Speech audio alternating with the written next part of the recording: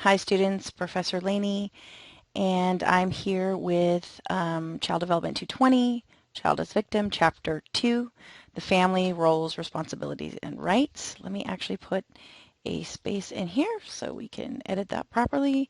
There we go. And this particular chapter really talks about the different parts of the puzzle, the different pieces of the mechanism that is the family. And excuse me, I'll turn on the lights so you can see my bright face. And I have a little bit of feedback here, but I think we'll be okay. So let's get to it.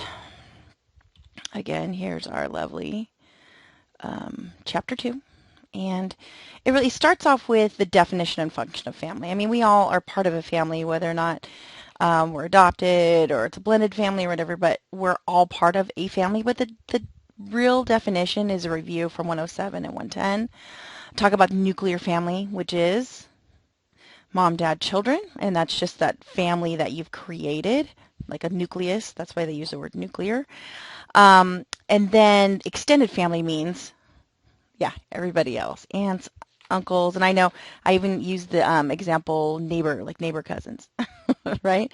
And again, different cultures have different values on that, right? Sometimes extended family will live with a nuclear family. So again, it really kind of depends on the culture there. But the true goals of socialization, again, this is a review from 110, is reproduction. Obviously, to make a family, you have to make a family. Again, you can adopt and foster and things like that. Socialization, teaching the new methods of that society, assignment of the social roles, again, who does what, and we'll talk about that more, economic production and consumption, and emotional support. So pretty straightforward. That's kind of an agreed upon function of a family, what a family's supposed to do. And the family as a system. Now, for me in graduate school, this was one of the entire classes. I took an entire class as a family as a system. So imagine this one piece of this one slide an entire semester. It's very, very tricky because there's so many different subtle roles and functions and dysfunctions. It's really crazy. So it first talks about subsystems and boundaries, and I call it teams. Or in therapy parlance, we call it dyads or triads. But teams would be like, is it all the girls are a team and all the boys are a team, or is it the parents are a team and all the siblings are a team? And what about the firstborn cousins, you know, like, or you're the baby and there's a bunch of other cousins that are the babies, right? And sometimes there's like really rigid boundaries in those teams, and sometimes there's very loose boundaries in those teams, as we talked about. So again, those roles also change from time to time, and as families grow or kids grow up, those boundaries will change. Sometimes kids are very loose in their boundaries because they feel controlled as a child, but when they grow up, they create some really firm boundaries. So I put some of these pictures in here on purpose. I think this one's cute. I regret nothing. It looks like they did to each other, so I think that's fantastic. And look at this. This right here, if you're not sure, this is the Duggar family. This is the family that has like 18 kids. And it recently came out in the last couple of years that maybe all of these girls were molested by their brother. So rigid boundaries or loose boundaries? Teams or no teams? They all were kind of like, oh, well, he said sorry. And they just moved on. I was like, okay, well, forgiveness is great, but sweeping it under the rug is a dysfunction. We'll talk more about this. If you're not sure who this is the Jackson family.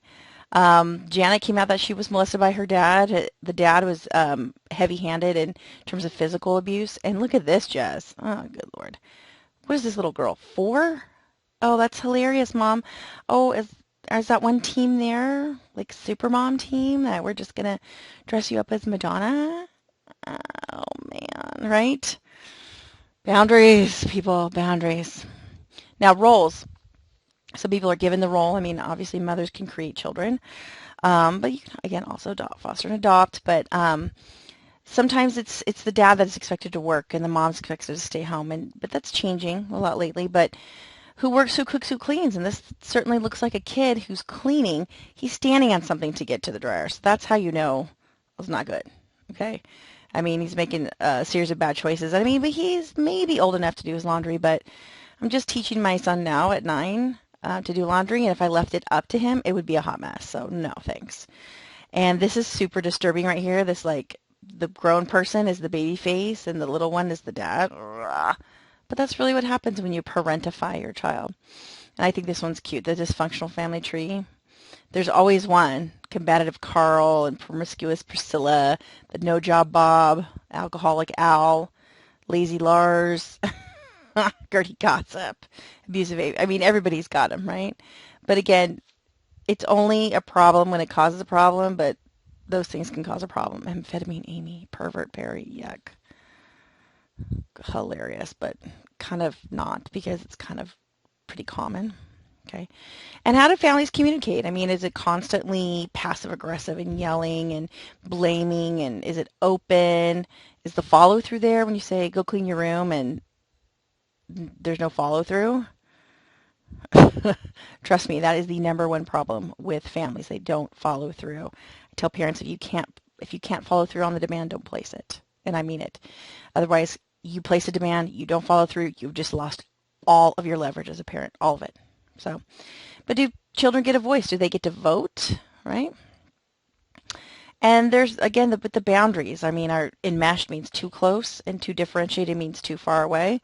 This is just something that I found on the internet, but at the same time, it holds true. Boundaries are key. Sometimes boundaries can be too close. Sometimes they can be too distant. So you got to really look at what is normal for a family, but what causes the function or dysfunction. And bonding and attachment, again, as a review for attachment disorder, it's for kids who haven't bonded to the primary caretaker. And it could be grandparents, it could be a dad, right? But again, look back into Erickson, right? We will talk about that in chapter 3. But that bonding and attachment of what really takes a child to move on between ages and stages. Okay. And rituals, day-to-day family traditions, holiday traditions, annual rites of passage, things like that.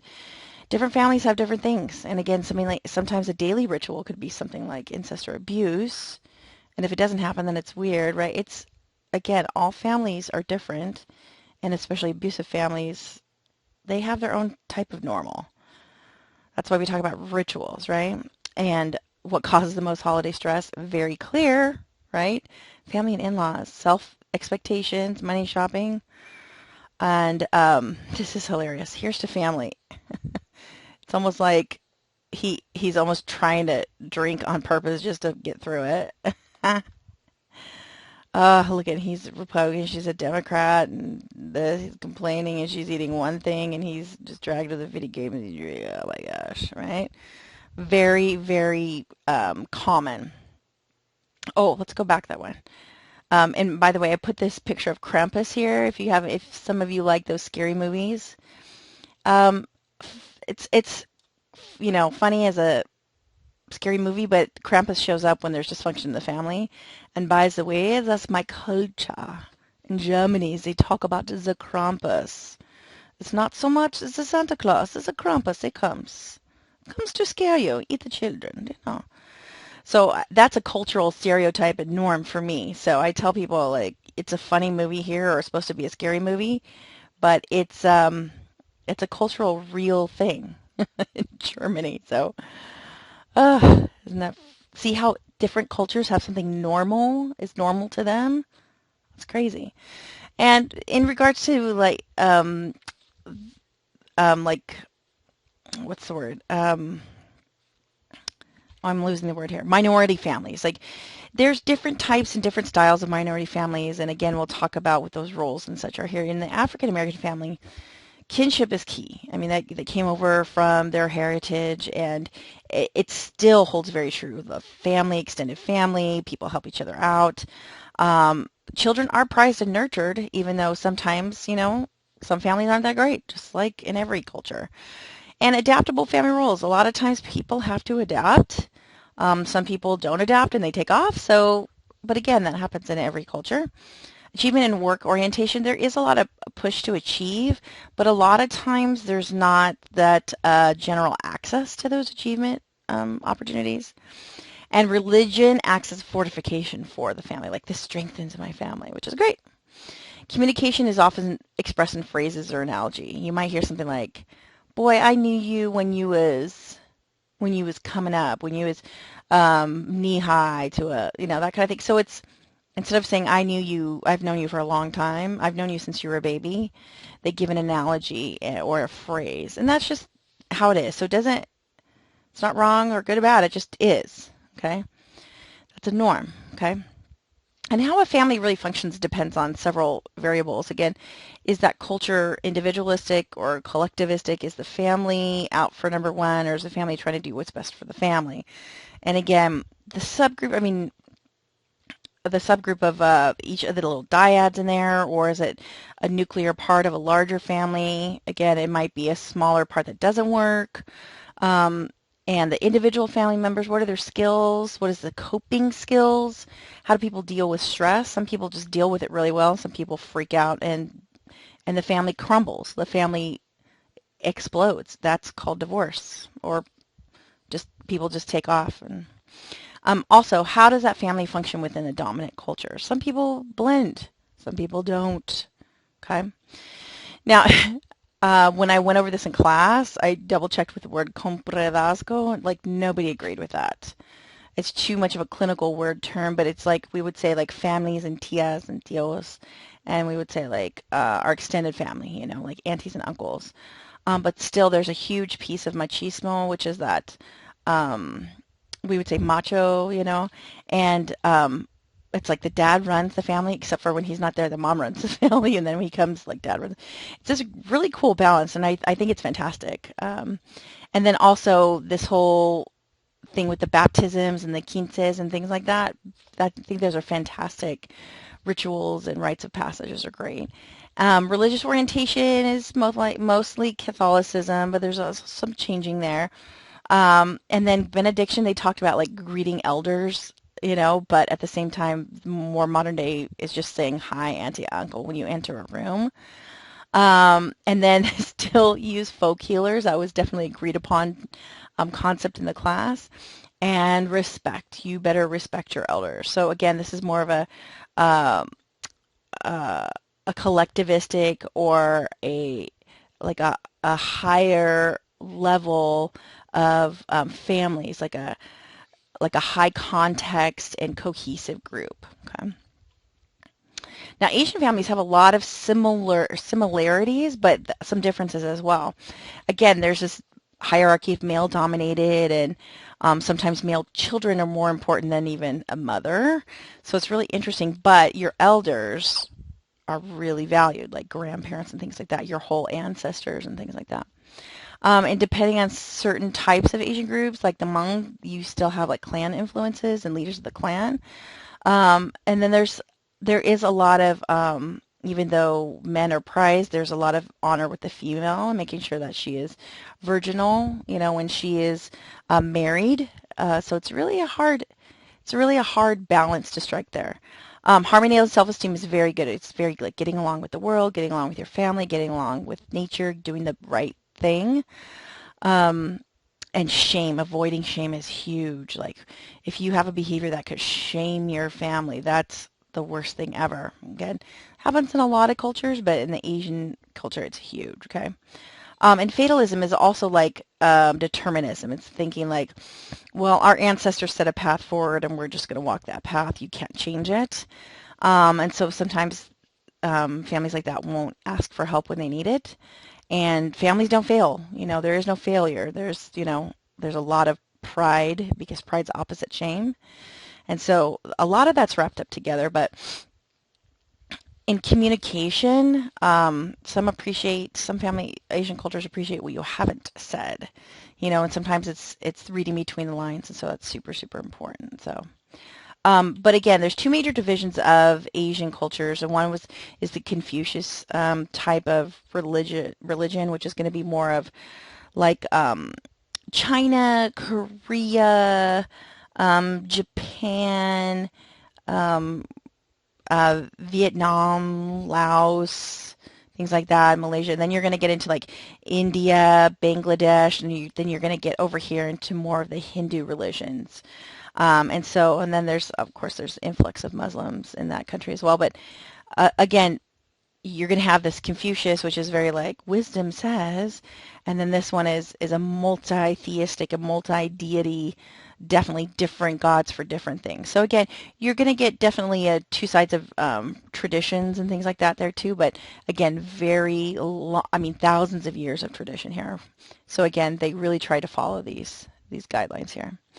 And with Native American families, each tribe is a little bit different. You can't say all tribes are the same, but again, they do value family ties and rituals and sharing of everything and living with the earth, and they do expect to suffer, and they also know that children come to their own answers in their own time, so they don't push a lot of things. So intervention is not as important to them. Also, keeping problems to themselves is very big. It's not so much pride, but they just value you working on your own stuff. And then the religion, the spirituality is very nature-based. It's very complex. And again, sometimes you'll have a lot of grandparents who are still in the mix, and so, usually the boundaries are pretty good, but again, in every culture, in every family, things are different. So again, isn't that funny how we're all the same because we're all different? I love it. And again, in communication, they really work at harmony and dignity and again, coming to things in their own time, having its own seasons and things like that. So, right, minority family systems. And now that cultural awareness piece, again, the book doesn't really talk about Middle Eastern. It kind of brushes off the Middle Eastern and like Muslim communities, but it's really interesting. I've met and learned a lot from Middle Eastern students, especially Muslim students. A lot of times I have students in my classroom who already have a bachelor's degree, They might not speak very well and may have a very thick accent, but their writing is impeccable. It's better than mine most of the time. And our native English speakers still have a trouble with writing, like a lot of that happens in most cultures, but it's really interesting. I think a lot of people underestimate the Muslim culture, and I think we all have a lot to learn there, which is great. But in regards to families are so cohesive. And again, I even met a student, one of my students, she was this older gal, and she said there was like a blended or a divorced and a remarried family or something like that, and she had two little brothers by this new marriage, and she went from princess to nothing because she had younger brothers who could do no wrong. And she's like, I'm in college, I don't want to be here, my parents are forcing me to be here, and I can't do anything right. So it's really, there is a push-pull there. And so again, males are revered and children are celebrated, but if you don't know, don't assume, just ask. And again, I showed that video of, or maybe is that chapter 3? Oh yeah, don't just be like, yo, your falafel's great. Well, how do you know that's their culture? I mean, don't make assumptions and don't say, where are you from? They could be like, yo, like, I'm from Redondo Beach, right? So if you're interested in their cultural heritage, you can say, what is your heritage? It's, using the right language means everything as well. So again, cultural competency is something that's an ongoing challenge for all of us. So let's keep our ear to the grindstone there. And again, families are changing because there's so many intermixing, interracial. I mean, my son's tri-cultural, right? But think about it. I mean, America, we have an influx of Britain. We have the native people, which we have totally obliterated. Then we have the largest group is from the South, the Mexican culture. And so we don't have as much Canadians coming in. But again, we have so many different cultures in here. So, and again, even here in Orange County, Little Saigon is called Little Saigon because it's the largest grouping of Vietnamese people outside of Saigon in Vietnam. It's not just a name, it's a real thing. So, I mean, it's like the second Saigon, right? And so, again, if everything's changing, why are we expecting it to stay the same? Stay on your toes, people. Be ready to learn because things are coming at us pretty fast, okay? And family problems and dysfunction. And this is really what the crux of abuse here. And chapter 3 talks a lot more about, we kind of put good parents and good families to the side and we really start to get into it. But again, going back to those basic family tasks, if there's no reproduction, that causes stress, and that's a failure. Some people don't believe in adoption. How about failing to cope. What if somebody loses their job and they just can't keep it together? The family fails. It's a divorce. The family is over. Failure to deal with crisis, being in denial all the time doesn't help, and failure to deal with societal pressures, that's a challenge. Let me go back there. I have one of my former students who now works at the agency. I work at one of the agencies I work at. She's telling me that her parents don't discipline her brothers very well, and so she's the only one who actually disciplines her brothers, and she seems very, very stuck. So it's really hard, that societal pressures to allow your children to have everything, but at the same time you can't control them. But so there's that pressure. She's like, this family's going to fail if my parents don't change and my brothers don't adapt. It's really hard. And again, I put this again over here for boundaries and dysfunction. Too close is not good, and too far away is not good. A balance, right? A balance is good. And again, what does it mean, right? Okay, crisis. Some people just can't handle crisis very well. Prejudice, or even moving from one place to another. The identity, what are people trying to hide part of their identity?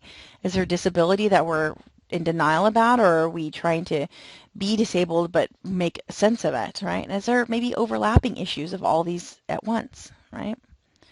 And again, these 8 rules of dysfunctional families, this is not part of the book. I just wanted to give you some more backstory here. Obviously, control. People who victimize somebody else want to feel in control. Perfectionism, again, we'll talk about those parents who really have high expectations.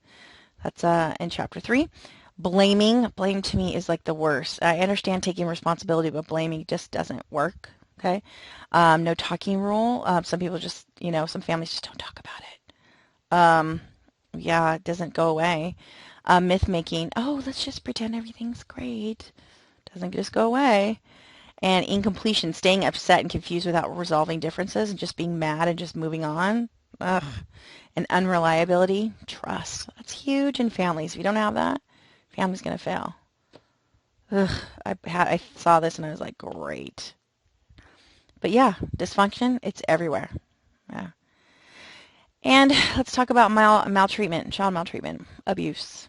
And we'll talk again in chapter 5, 6, 7 a lot more about abuse. There's a lot more. It's pretty amazing. And can parents do whatever they want to children? No. But is it against the law to hit a child? No. Again, there's very specific ways that spanking a child is okay, right?